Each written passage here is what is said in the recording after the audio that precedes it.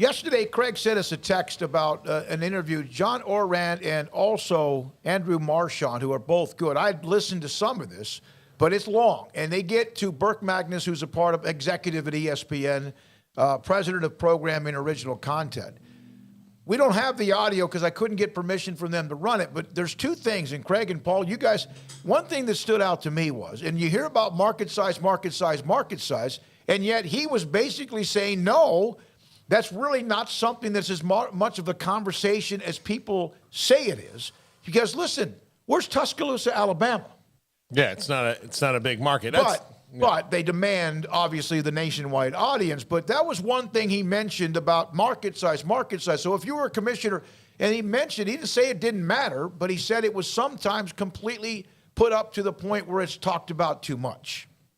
Number two, and this is for me, is when he was asked about the Super 2 conferences, two conferences breaking away to have their own national championship. Here's the guy that runs ESPN, and he said he basically said that's not going to happen. He doesn't see that happening. He can't imagine that happening, which is really what there's been a lot of the fear since Texas, Oklahoma, USC, UCLA is who's going to get left out.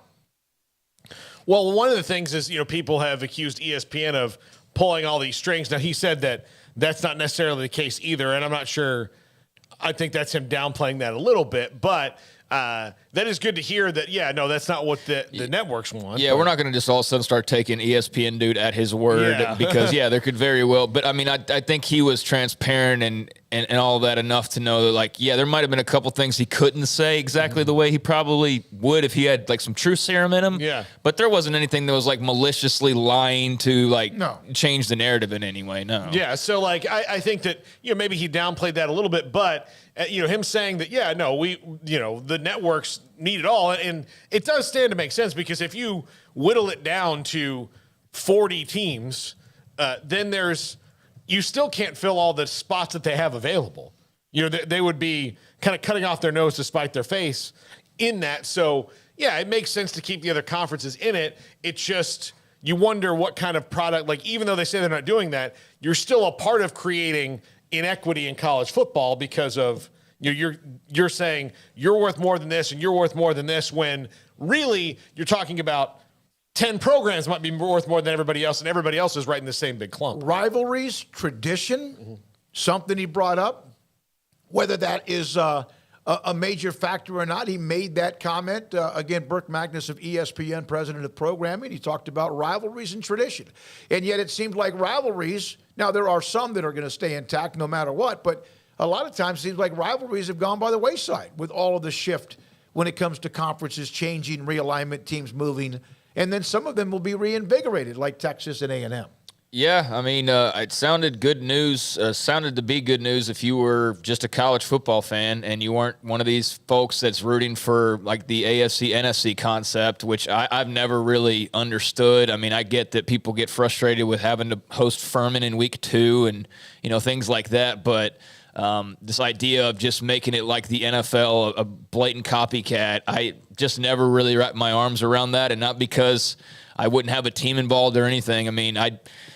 Oklahoma's going to be a part of whatever thing there is, if there's something like that. So I know I'd have a rooting interest, but I still don't like the idea of just casting to the side, 100 programs for this monopoly of 40-something schools, as exciting, as chaotic as it may be. He did mention, too, that a lot of people just love the chaos, and that leads to and I've said that a million times, there's just chaos agents. They just root for every little they just want something to happen to react to have something to happen. They just can't sit still. That's half the viewers of our show on YouTube. I know. People who enjoy the chaos. Yeah, no, absolutely. It's a crazy topic, and it's a fun topic, and it's a never-ending topic. But yeah, he said a lot of it's just a love of chaos. But in the grand scheme of things, you break down what he said. Yeah, he said what others have said that are in positions of power, like a Mack Rhodes or various just other folks that we've had, Bob Thompson and other school officials, that they've all said that they don't believe it's going to be a situation where a bunch of schools just go away and they're not playing big-time football anymore, and that we're only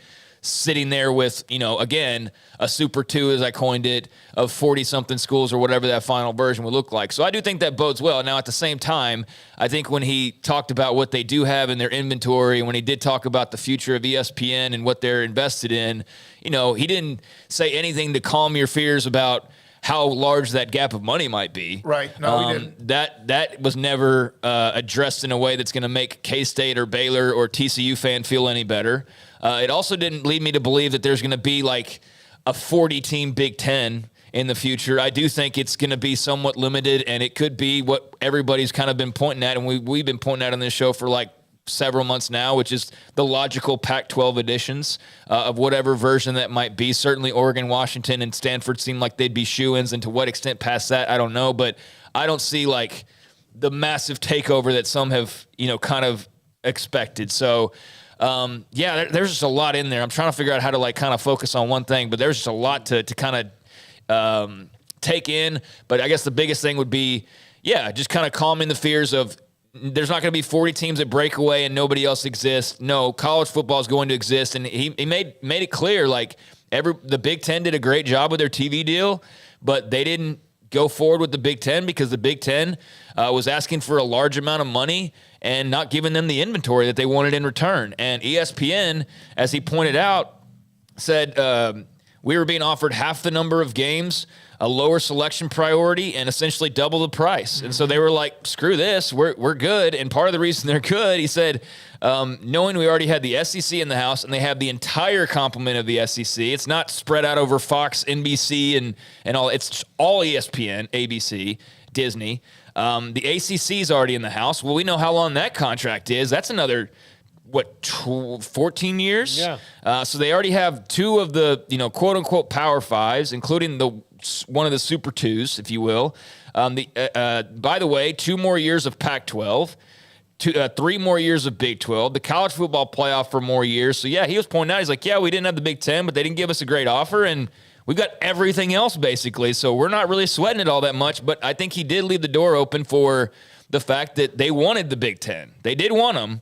They just didn't like the offer they got. And so I think that the Big Ten signing that short deal, they'll renegotiate with ESPN. I think ESPN will figure something out that next go-around. And that's part of the smart play on Kevin Warren and company's part is of getting that massive deal now and then turning right around and have another one just down the line, around the corner. And I think you'll see ESPN get re-engaged at that point, but it'll be interesting to see what kind of the environment looks like. I'm going to put the link up to the podcast. It's really good. I've reached out to both of those guys to try to see if we can get one or the other.